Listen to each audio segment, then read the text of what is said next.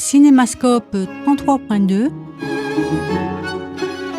émission consacrée au 7e art sur Radio Paul-Bert, présentée par Katerina. Aujourd'hui, 2 sujets seront abordés. Un pays, un réalisateur, un film. Inde, Satyajit Ray, La complainte du sentier. Un film, un invité, Misery, Vincent.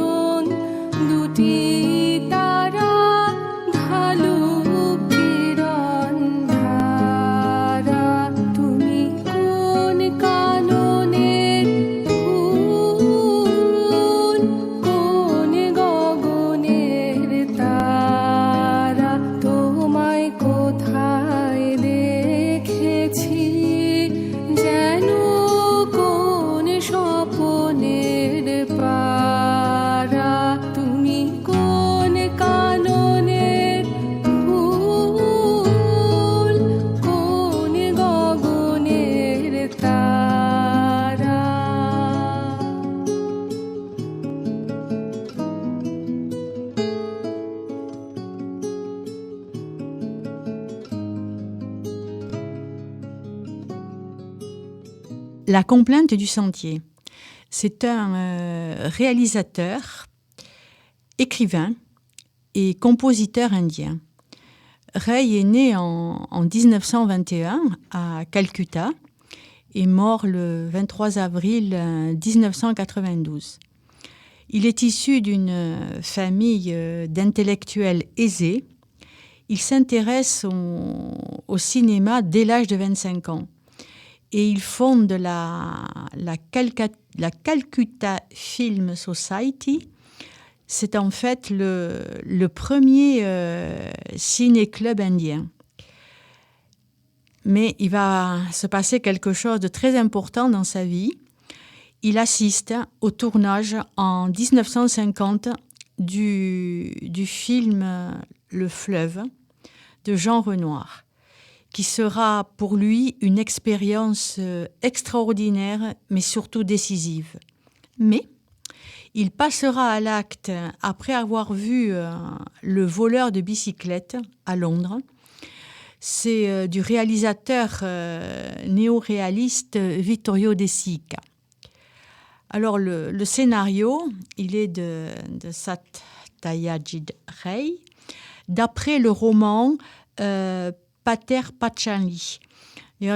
On dit souvent La complainte du sentier ou Pater Panchali, on utilise les deux formules, je dirais.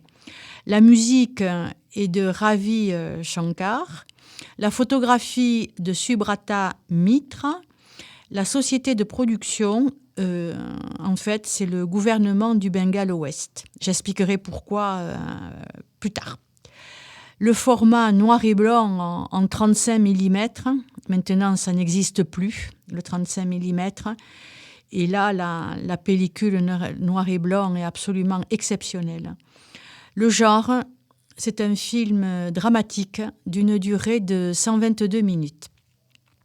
Sorti en France en 1960. La distribution, je nommerai comme de coutume que les personnages principaux. Karuna Bandyopadhyay, qui est Sarboya Ray, la mère d'Apu et sa fille Durga. Kum Banerjee, Hariha Ray, le père. Uma Das Gupta Durga Ray, la fille. Et Subir Banerjee, Apurba, dit Apu Ray. Alors, cette histoire, bien atypique d'ailleurs, dans le Bengale rural des années 1920, le Braham, Mariha Roy, vit dans la maison de ses ancêtres en ruine, mais bien trop pauvre pour la restaurer. Il vit avec sa femme, sa fille Durga et son jeune fils Apu. Et Indir, qui est une vieille parente, mais une aïeule. La mère s'occupe des tâches ménagères et des rites religieux. Mais le père, incapable de gagner assez d'argent pour subvenir aux besoins de la famille, le donc prénommé Harihar, part en quête d'un nouveau travail. Mais en son absence, Indir, la vieille tante, meurt et Durga, sa fille, tombe gravement malade et elle aussi meurt. Lorsque le père revient chez lui, la maison est dévastée, la famille en deuil, c'est la consternation.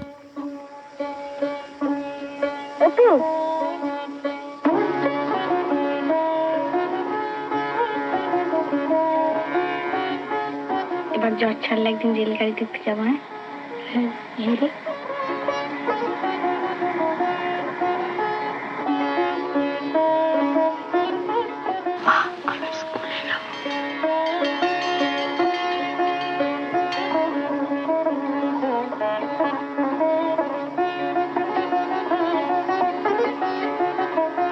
আমি জেলার ভেতর সেকেন্ড হয়েছি, কলকাতায় গিয়ে পড়তে হবে তো।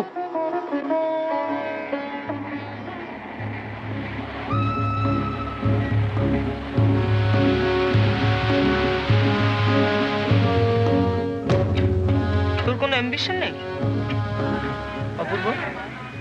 এই অপূর্ব, তুই বিলেত যাবি না? কি লিখছিস? একটা আশ্চর্য উপন্যাস, শিক্ষার ভেতর দিয়ে, স্ট্রাগলের ভেতর দিয়ে আমরা দেখতে পাচ্ছি তার কুসংস্কার, গোঁড়ামি সমস্ত কেটে যাচ্ছে, কিন্তু তা সত্ত্বেও সে জীবন বিমুখ হচ্ছে না।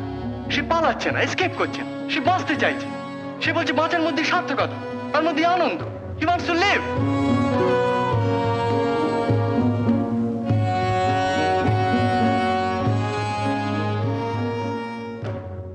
Alors, l'histoire de ce film, et Dieu sait si c'est une très très belle histoire. Hein.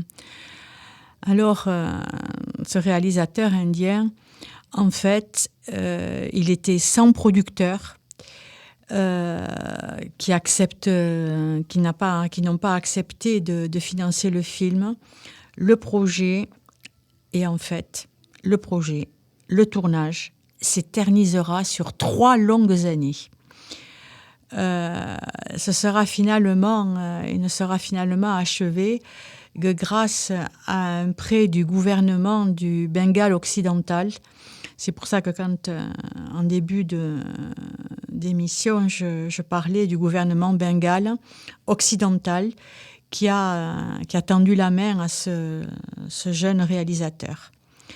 Alors, ce film a été réalisé avec très peu de moyens, un casting et une équipe technique essentiellement constituée d'amateurs, de débutants, complètement en fait à la marge de l'industrie cinématographique indienne d'alors.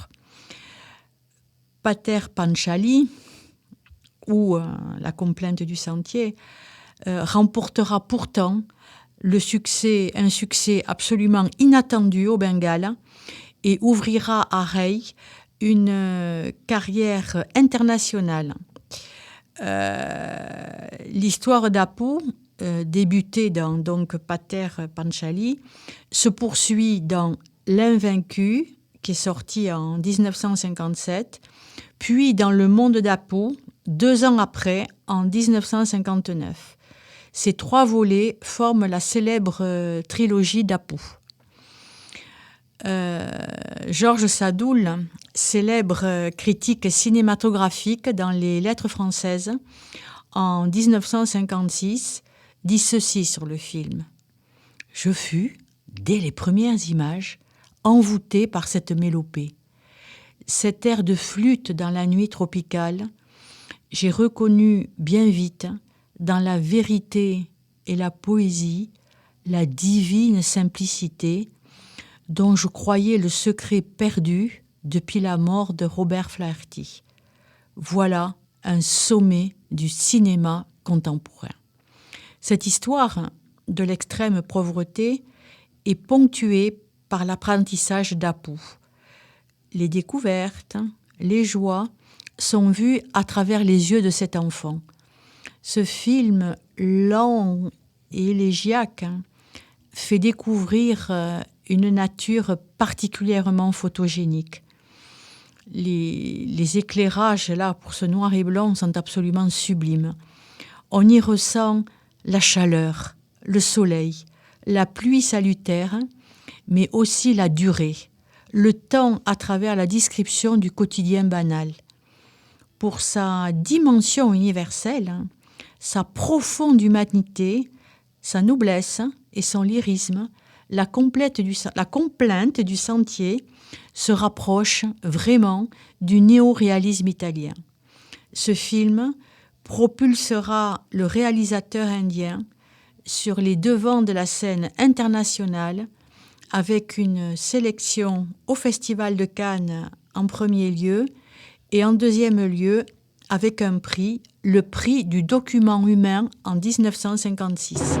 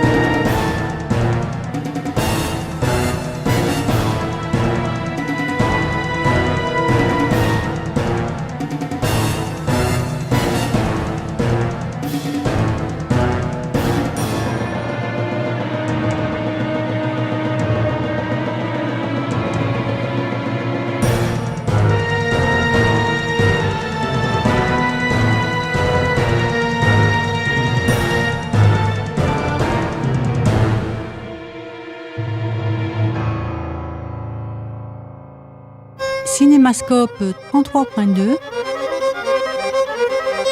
émission consacrée au 7e art sur Radio Paul-Bert.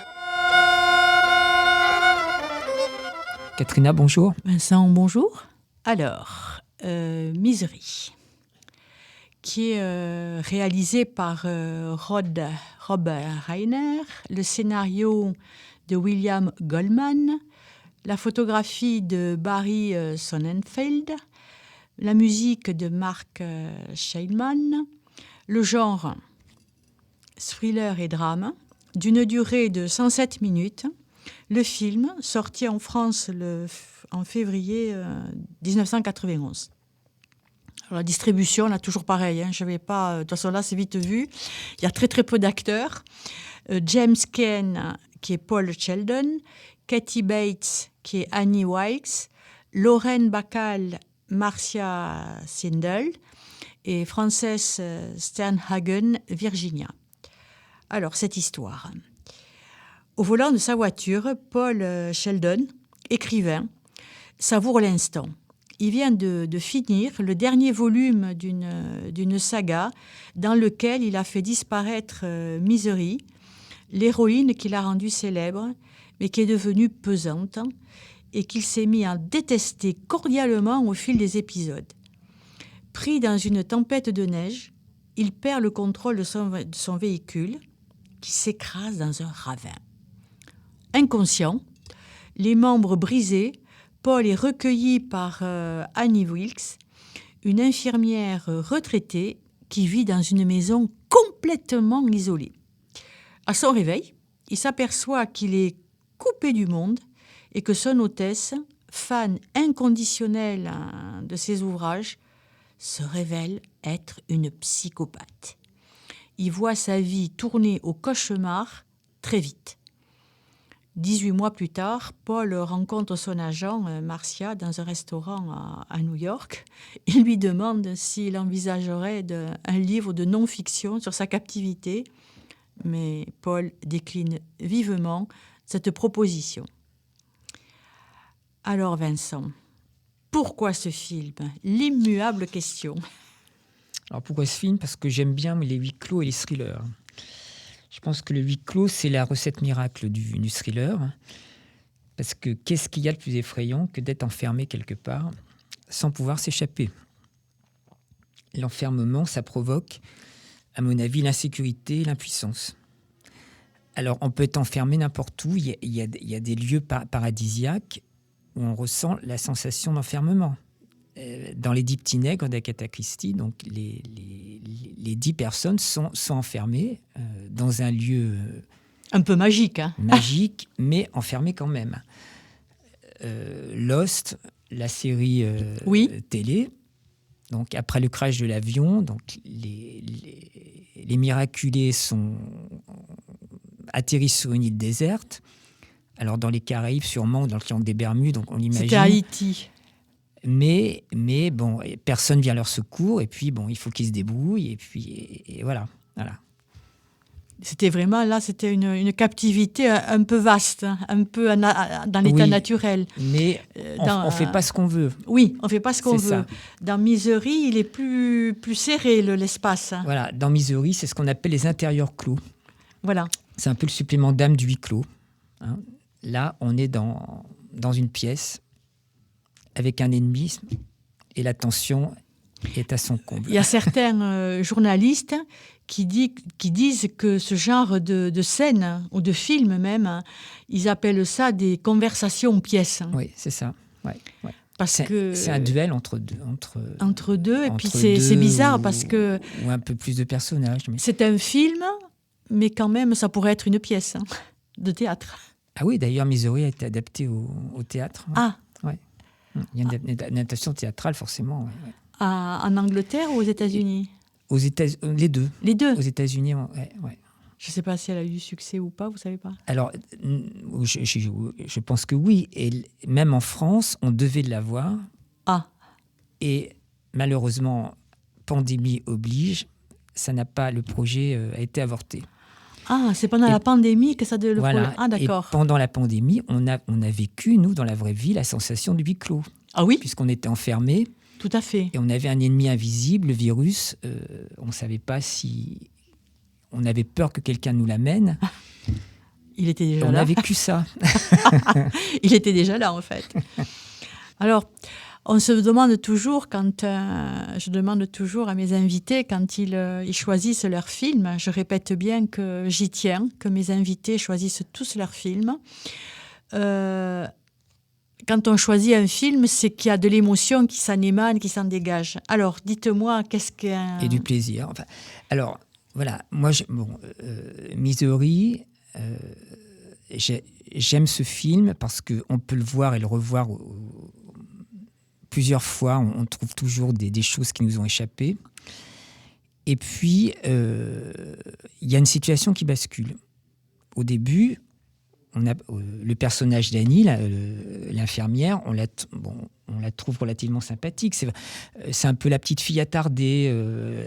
Elle a des robes d'écolière, elle a une barrette dans les cheveux. Elle ressemble un petit peu à Angela Merkel. C'est un peu ce syndrome-là. Un peu vieille fille. Hein. Voilà, Angela Merkel, elle a passé plusieurs années de sa carrière politique derrière Helmut Kohl et on l'a trouvée sympathique. Bon. Ça, on est un peu dans ce cas de figure. Et puis, par contre, on se rend compte que elle a des sautes d'humeur. Elle est sympathique, et puis après, elle se met en colère. Donc, ça passe de l'un à l'autre. Bon. On voit vraiment que les choses ont déraillé, et puis on voit vraiment qu'il y a quelque chose qui ne va pas dans sa personnalité. À l'inverse, Paul Sheldon, c'est un écrivain à succès qui vit de sa plume. Son héroïne, Misery. Alors, Misery, c'est un peu Angélique Marquise des Anges en France. Hein, c'est l'héroïne, sans peur et sans reproche. Il lui arrive plein d'aventures, etc. Et c'est ce qui captive le lecteur. Bon, et alors, on se dit, il a un problème d'ego, puisque ça ne lui plaît plus, etc. Il veut tuer son héroïne.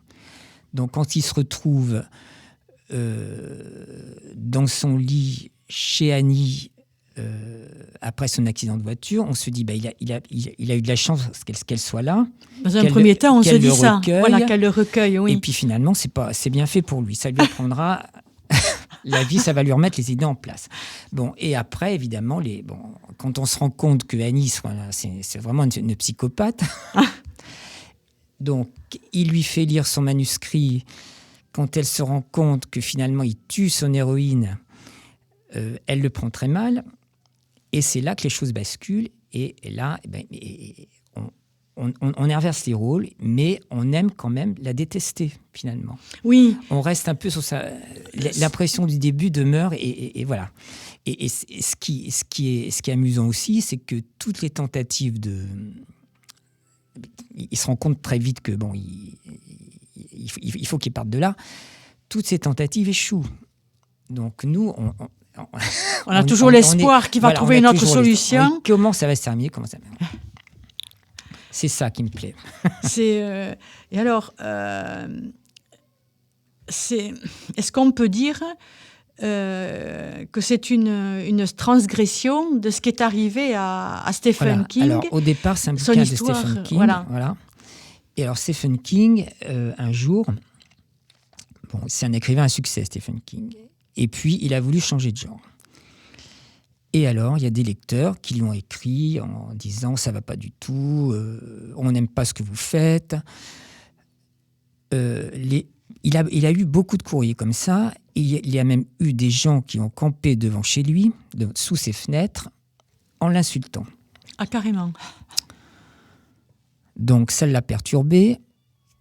Et parallèlement à ça, il a pris connaissance d'un fait divers aux États-Unis. Alors, une infirmière, parce que les professions médicales, il faut être équilibré, parce qu'on a le pouvoir de guérir, on a le pouvoir aussi de faire mourir. De tuer, oui. Voilà. Et très facilement quand on a une certaine connaissance. Cette infirmière, donc, c'est pris un peu pour, l'ange de la mort, on va dire. Elle s'est dit, elle avait besoin de reconnaissance aussi. Hein, elle était perturbée aussi quand même. Bon. Et elle se dit, si je rends les gens malades et que je les guéris, on va m'encenser. Donc, c'est ce qu'elle fait.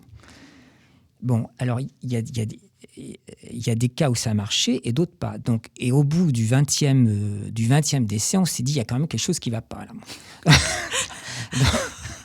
Il y a quand même 25 donc, personnes voilà, qui ont...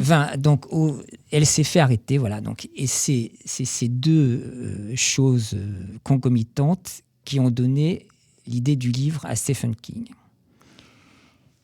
Il a écrit ça en disant, vous voyez, là, il n'y a pas de revenant, il n'y a pas d'histoire d'outre-tombe, et je vous fais peur quand même. Et le livre a marché. Et c'est devenu un film. Ça, on va parler.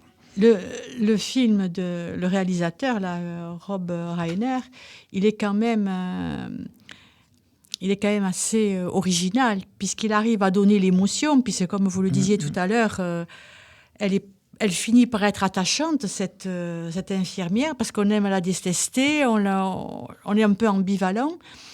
Mais il y a aussi, incroyablement, dans certaines parties du film, un peu d'humour. Voilà. Donnez-moi des exemples de... Alors, par exemple, alors c'est un peu son mini-moi. Hein, elle vit avec une truie apprivoisée, qu'elle a baptisée évidemment Misery.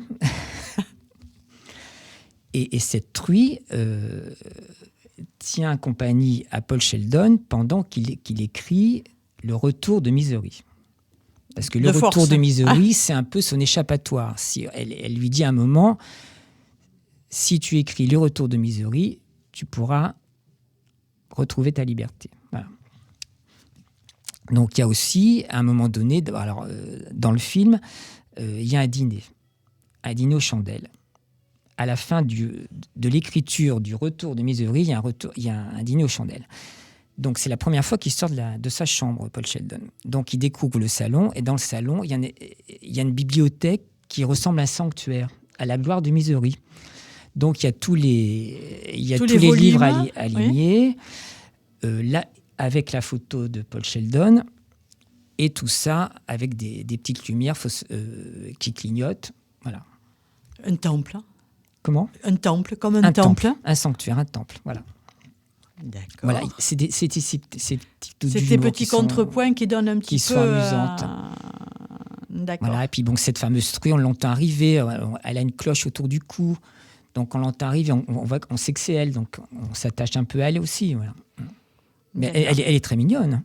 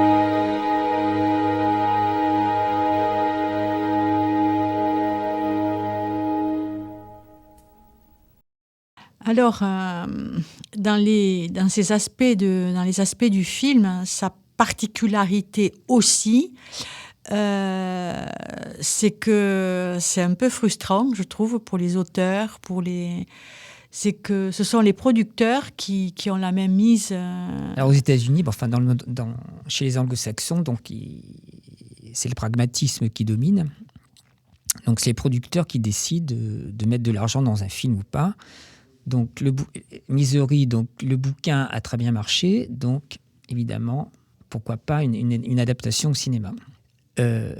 Seulement, donc il faut les Anglo-Saxons, ils ont le sens du tempo. Donc là, dans le livre, on sortait pas de la pièce, c'était vraiment 2 personnages. Là, on a rajouté des personnages et puis on sort un peu pour oxygéner un petit peu le spectateur, pour donner du rythme, pour retenir l'attention, etc. Donc il y a des petites sorties quand même, voilà. Et on a rajouté des personnages. Donc, parmi ces sorties, donc, il y a un moment aussi amusant, l'histoire du papier pour machine à écrire. Pour sa énième tentative d'évasion, Paul Sheldon a l'idée d'envoyer Annie chercher du papier avec un certain grain pour pouvoir écrire. Il a ses exigences. Bon. Voilà, donc ça fait partie des séquences où on sort et qui n'étaient pas dans le livre. Donc, elle prend sa voiture, elle va chercher du papier à machine et elle revient. Voilà. Ça va lui être fatal d'ailleurs. Voilà, bon là, voilà, le shérif va se demander pourquoi elle achète autant de papier pour machine à écrire. Alors qu'à cet instant du film, la disparition de Paul Sheldon a été signalée par son éditeur qui s'impatiente du nouveau manuscrit, évidemment. Dans les quelques petits secrets de tournage, ouais. Il y a le choix des acteurs. Voilà. Alors, au départ, c'était pas du tout ces acteurs-là qui étaient pressentis. Alors, on a proposé le rôle de Paul Sheldon à Bruce Willis, à Richard Gere, Harrison Ford. Et puis, aucun n'était libre ou intéressé. Ou ça ne les intéressait pas. Bon, voilà. Donc, c'est James Caan qui a pris le rôle. Et pour le rôle d'Annie, pareil. Alors, les gens pressentis, c'était Angelica Houston, Jessica Lange, même Meryl Streep. Bon, pareil. Et on a fait faire des essais à Kathy Bates. Et Rob Reiner, le réalisateur, il l'a interrompu après une phrase. Il a dit « Vous avez le rôle ». Incroyable. Hein. Voilà. Et à la fin du tournage, il lui a même dit « Achetez-vous une robe pour les Oscars ». Et qu'elle l'a eu. Et il avait raison. Il lui a dit à la fin du tournage, ouais. Achetez votre robe, ouais. Il avait pressenti qu'elle allait... C'était ouais. incroyable. Hein. Voilà. Bon, et c'est vrai que c'est vraiment le personnage. Ouais. Et elle est parfaite. Parce qu'en France, ça ne se passe pas du tout... Alors en France, c'est l'inverse. C'est le réalisateur qui vient et puis qui propose un sujet à des producteurs. Voilà. Bon, alors, en France, le problème aussi, c'est que, on essaie de tout intellectualiser et de changer, de mettre sa touche personnelle. Et pour un thriller, c'est pas forcément toujours très heureux. Non, parce que là, il a quand même respecté un peu le roman. On a respecté une mécanique qui marchait. Pourquoi aller chercher autre chose, quoi, quand il y a quelque chose qui marche. Voilà. Les petits addictifs. C'est le problème qu'on a en France. Là. Oui. À tout vouloir transformer, tout remodifier, finalement. Voilà. Eh bien, Vincent, c'est déjà la fin. Et sous forme de conclusion, j'ai envie de vous demander, vous avez eu un petit faible pour Misery. Donnez-moi 2 autres films que vous affectionnez. Alors, je vais choisir un film qui a un rapport avec Misery, qui s'appelle Dolores Claiborne. Oui. Pourquoi ? Parce qu'au départ, c'est un roman de Stephen King. Le film, le personnage principal, c'est Kathy Bates. Ah, Et là, elle a un rôle complètement différent. C'est la victime. ah, là, la victime. Elle est bafouée par un mari épouvantable. Elle est femme de ménage. Et elle travaille chez une riche veuve qui a perdu son mari. Et qui lui dit, écoutez, Dolores, bon, ça ne peut pas continuer, il faut vous débarrasser De cet homme. de cet homme épouvantable et je vais vous aider. Donc toutes les deux, bon. Voilà. Alors après, bon, je raconte pas, il faudra voir le. Oui, pour donner envie. Ou peut-être Voilà. que vous reviendrez Oui. pour nous en Oui. parler. Pourquoi pas? Bon, et finalement, à cette époque-là, Kathy Bates, elle est devenue l'égérie de Stephen King, Ah ah. puisque les deux héroïnes, c'était elle qui les interprétait. D'accord. Et alors mon deuxième choix, alors c'est un film qui est passé complètement inaperçu en France, c'est un film anglais qui s'appelle L'enlèvement d'Alice Creed. Oui. Et qui Donc date là, de quelle c'est année? un kidnapping des années 2000, 2010, je ne sais plus. Donc là, c'est un kidnapping. D'accord. Donc c'est une riche héritière qui est kidnappée et puis bon, on partage ses aventures dans un appartement où évidemment elle cherche à s'échapper par tous les moyens. Toujours le huis clos, hein. Voilà. Mais écoutez, merci Vincent De pour rien. ces beaux échanges. C'était Cinémascope 33.2, présenté par Katerina. Cette émission est diffusée tous les lundis à 16h et rediffusée en podcast.